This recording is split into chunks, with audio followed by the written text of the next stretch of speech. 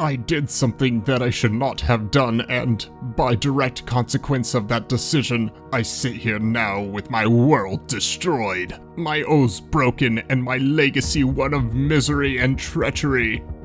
Quote from Luther, Lionel Johnson's father figure and first of the fallen.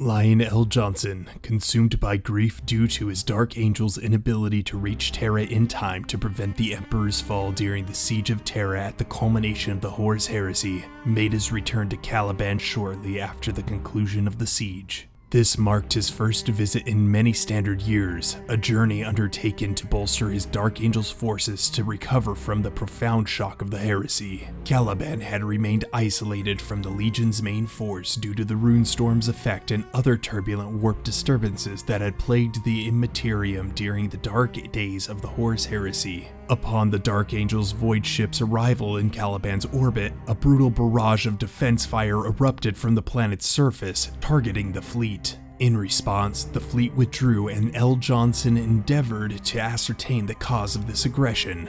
A chance encounter with the passing merchant ship yielded the revelation that Luther had manipulated the minds of the Space Marine garrisons stationed on the world, wresting control for himself. This revelation struck L. Johnson as the resurgence of chaos. Its corruptive influence now stained the souls of his oldest friend and former mentor, Luther. The Lion's restrained fury was unshackled, and the world bore the brunt of his wrath. He issued orders for a meticulous executed orbital bombardment, a campaign intended to cleanse the planet of chaos blight once and for all. The world ignited in flames, its defense systems eroded to insignificance. L. Johnson took personal command of his forces, leading an assault against the defenders entrenched within the Order's fortress monastery. Amidst the raging conflict, the Lion confronted Luther, only to witness a disturbing metamorphosis. Luther had become the embodiment of chaos, his former self all but consumed.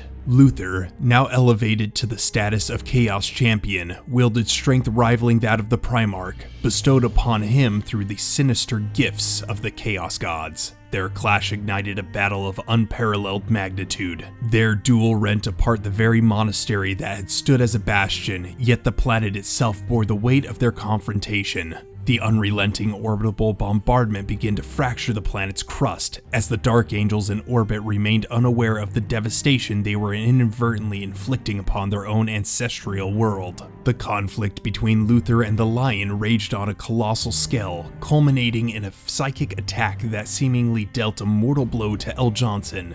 In that moment, Luther realization dawned. A veil of deception lifted from his eyes, exposing the depths of his jealousy and rage. He crumbled to the ground, his desire to fight evaporating. Though for the Lion, it was too late. The malevolent, ruinous powers of chaos, incensed by their diminishing grip on yet another pawn, unleashed a momentous warp storm that ravaged the planet's surface. Under the relentless onslaught, the world buckled and fractured, its very fabric disintegrating. All that remained intact was the Order's monastery, ensconced within potent defensive force shields, its protection providing the sole salvation from utter annihilation.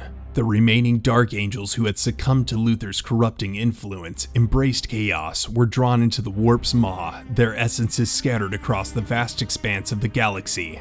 From that moment onward, they became known as the Fallen Angels, or simply the Fallen. This scattering of the Fallen Angels spanned both time and space, a result of their tumultuous fate. Concurrently, Caliban itself crumbled under the relentless onslaught of the ruinous powers' assault. Upon their descent to the remnants of Caliban, reduced to a mere asteroid bearing the Order's fortress monastery, the Dark Angels conducted a thorough search of the ruins.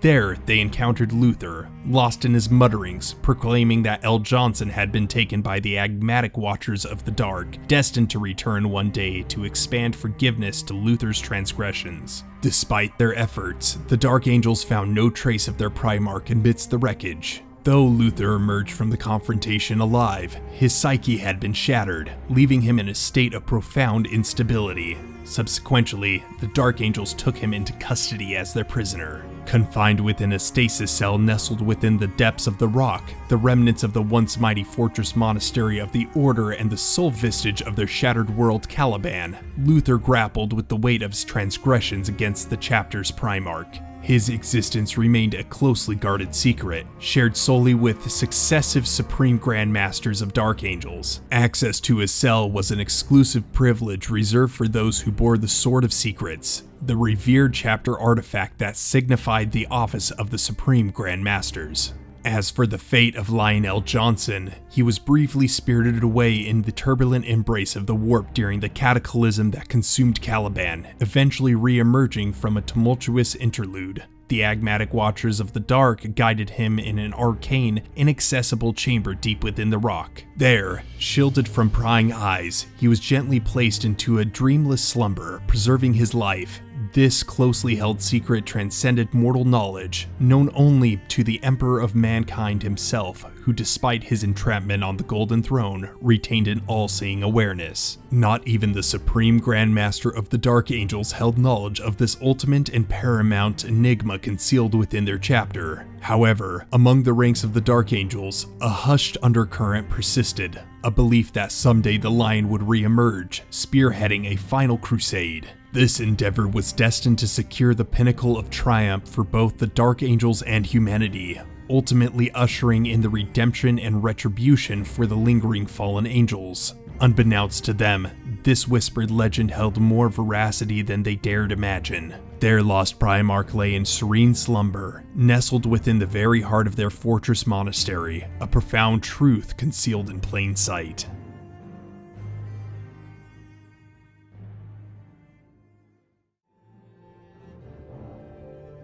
Hey all you great Crusaders, Warhammer Wiki here. Thank you so much for tuning in to this Lionel Johnson history video. The thing is this is actually the last Lionel Johnson video that I'm going to drop for a while, and the reason why is we're now getting into Lionel Johnson waking up. And the problem with my history videos is it's supposed to be a major abridgment of everything that happens, and abridging one book is going to be a completely different series on my channel. In fact, I'm actually working on abridging the very first book in the Horus Heresy series, so be on the outlook for that if you just want a recap on exactly what's going to be happening in the Horus Heresy. If you've already read the book, it's going to be a great refresher. And on top of all of that, now that I'm done with Lionel Johnson and his history, I want to know what you guys think of the next Primarch that I should do. I've gotten 2 suggestions so far. I've gotten Angron as one suggestion. Angron is definitely an interesting character, has a very interesting character arc. And then I had another YouTuber that went and suggested that I do Jagatai Khan,